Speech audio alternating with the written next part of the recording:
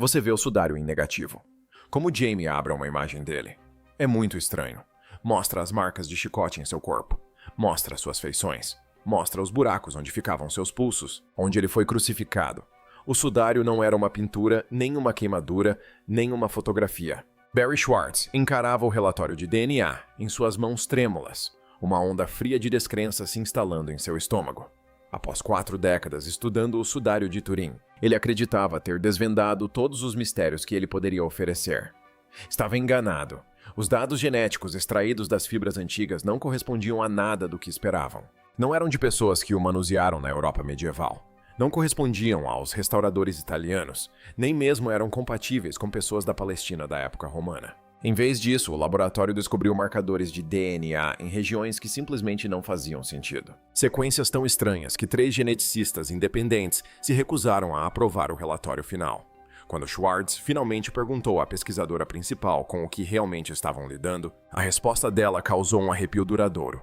Barry, sinceramente, eu não sei. Ninguém sabe. E para ser honesta, alguns dos meus colegas nem querem descobrir.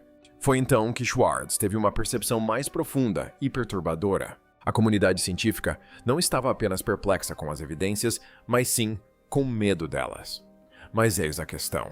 Para entender por que essa descoberta de DNA está causando um pânico silencioso nos laboratórios de pesquisa, primeiro é preciso saber como um fotógrafo judeu profundamente cético se tornou a maior autoridade mundial sobre a relíquia mais controversa da história. Porque o que Schwartz descobriu ao longo de 4 décadas de estudo do sudário de Turim é exatamente o tipo de evidência que instituições poderosas preferem manter oculta. Após 3 anos de intensa pesquisa, nossa equipe finalmente publicou as descobertas em periódicos científicos revisados por pares. E pense nisso por um momento. Quem removeu aquele pano mortuário do túmulo arriscou tudo. Levá-lo teria sido tão perigoso quanto estar ao lado do próprio Jesus. Soldados romanos executavam pessoas por muito menos. Agora, pergunte-se honestamente, você arriscaria a crucificação apenas para salvar um pedaço de pano de alguém da sua rua? Ou você só correria esse risco por alguém em quem realmente acreditasse que venceu a morte? A própria existência desse pano sugere algo poderoso que os livros de história raramente reconhecem.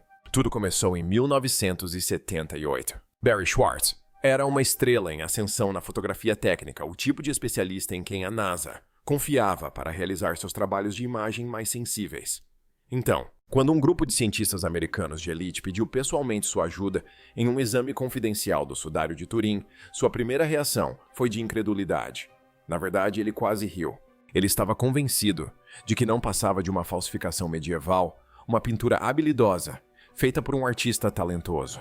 Em sua mente, ele faria a viagem com todas as despesas pagas para a Itália, encontraria pinceladas óbvias em poucas horas e estaria de volta em casa em uma semana. Uma viagem gratuita pela Europa, mistério resolvido, carreira intacta. Ele até brincava sobre isso em conferências, descartando tudo com um comentário sarcástico que o acompanharia pelos próximos 40 anos. Mas quando finalmente chegou a Turim, algo inesperado aconteceu. Algo que ele jamais imaginou. Havia algo inegavelmente diferente na imagem do sudário, algo que nenhum de nós jamais vira antes. Não se assemelhava a nenhuma imagem conhecida da história. A equipe trabalhou sem parar durante 5 dias e noites exaustivos, quase sem dormir, enquanto realizavam um experimento após o outro no tecido ancestral. Schwartz documentou cuidadosamente tudo, cada fibra microscópica, cada marca estranha, cada detalhe impossível tecido na trama.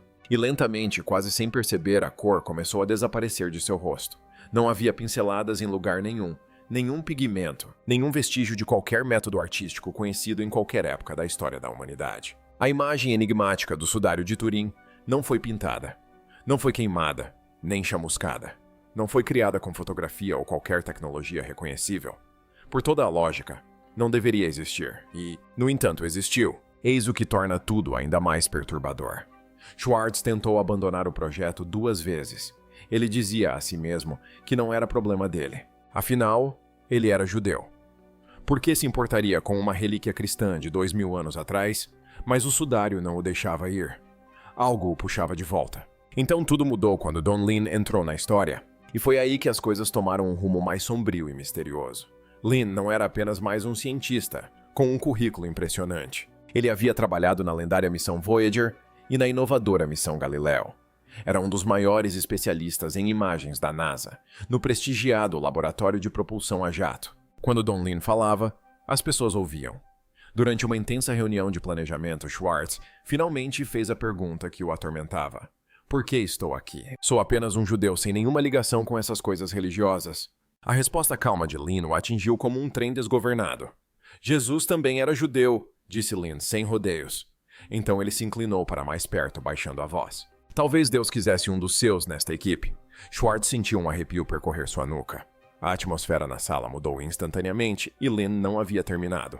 Ele disse a Schwartz para ir a Turim dar o seu melhor profissionalmente e confiar que um propósito maior se revelaria com o tempo. Essas simples palavras mudaram tudo. Ele não fazia ideia de que estava entrando em um mistério que consumiria o resto de sua vida. Mais tarde, Schwartz admitiria algo perturbador. Ele começou a sentir que muitos cristãos não estavam sendo informados de toda a verdade sobre o Sudário de Turim, mas a chocante análise de imagem foi apenas o começo. Nos 3 anos seguintes, a equipe realizou todos os testes científicos imagináveis. O objetivo era simples: desmascarar o tecido como uma falsificação, publicar os resultados e seguir em frente com suas carreiras. Em vez disso, depararam-se com um beco sem saída após o outro. Nenhuma tinta, nenhum corante, nenhuma marca de queimadura, nenhum produto químico fotográfico de qualquer época. Nada que pudesse explicar como a imagem foi formada. E aqui está a parte que a maioria das pessoas não percebe. Eles não apenas deixaram de identificar o método. Por meio de pesquisas rigorosas, revisadas por pares e publicadas em importantes revistas científicas, eles demonstraram algo muito mais preocupante. Nenhuma tecnologia conhecida, de qualquer período da história da humanidade, seria capaz de reproduzir uma imagem com essas características. Pense nisso. A humanidade consegue pousar robôs avançados em Marte. Mapeamos todo o genoma humano. Conseguimos dividir átomos. E, no entanto, ainda não conseguimos recriar a imagem misteriosa naquele tecido, usando nenhuma tecnologia moderna. Quando a equipe finalmente divulgou suas descobertas completas, a reação da comunidade científica em geral foi estranha. Não houve indignação nem debate, apenas silêncio. Nenhuma refutação importante, nenhuma reação decisiva, apenas um silêncio profundamente perturbador. Nenhum esforço acadêmico sério surgiu para contestar ou desmantelar sua pesquisa meticulosa. Em vez disso, houve um silêncio estranho e desconfortável. Sem grandes debates, sem refutações contundentes, apenas desconforto, quase como se alguém influente não tivesse percebido.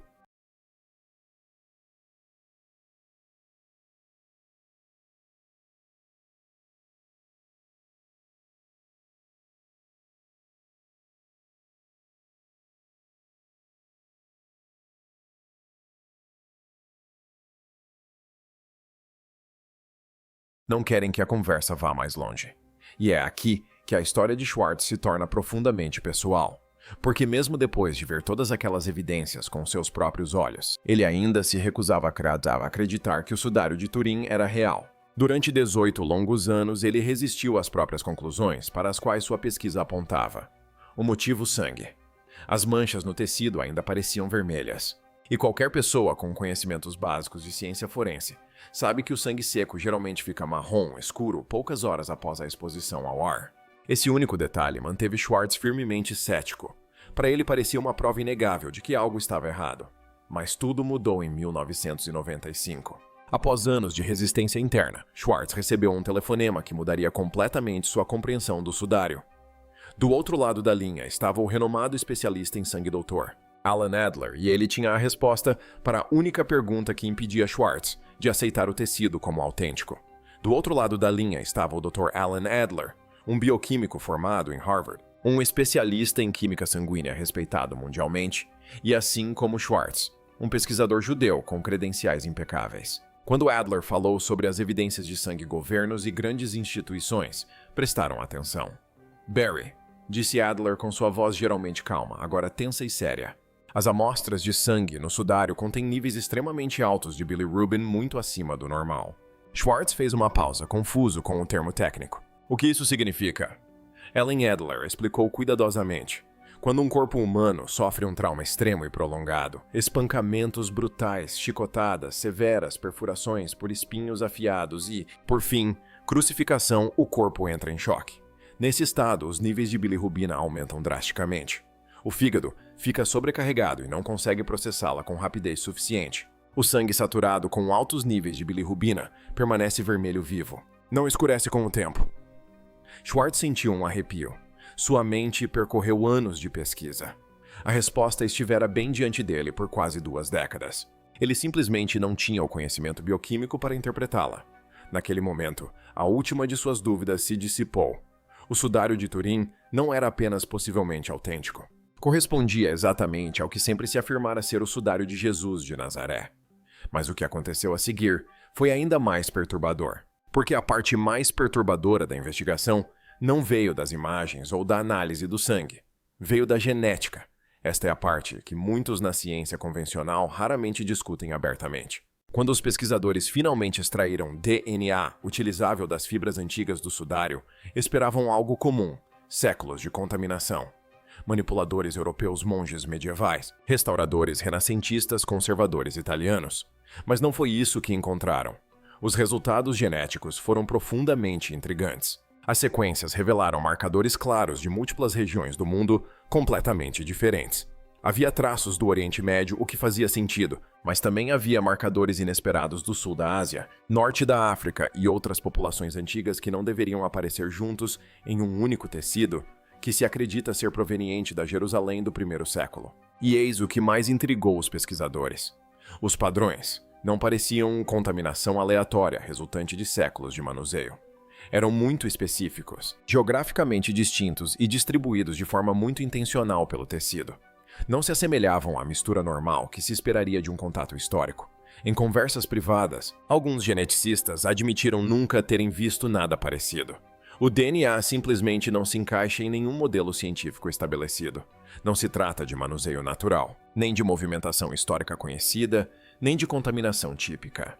É uma evidência que ainda desafia explicações fáceis mesmo entre aqueles que estudam o sudário de Turim de perto. Alguns pesquisadores renomados envolvidos na análise estariam relutantes em publicar suas descobertas completas, o que levanta uma questão perturbadora.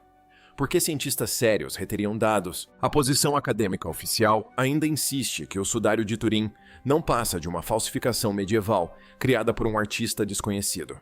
No entanto, essa posição não se sustenta diante das evidências. Análises bioquímicas do sangue indicam trauma físico extremo, um processo de formação de imagem que nenhuma tecnologia conhecida consegue replicar.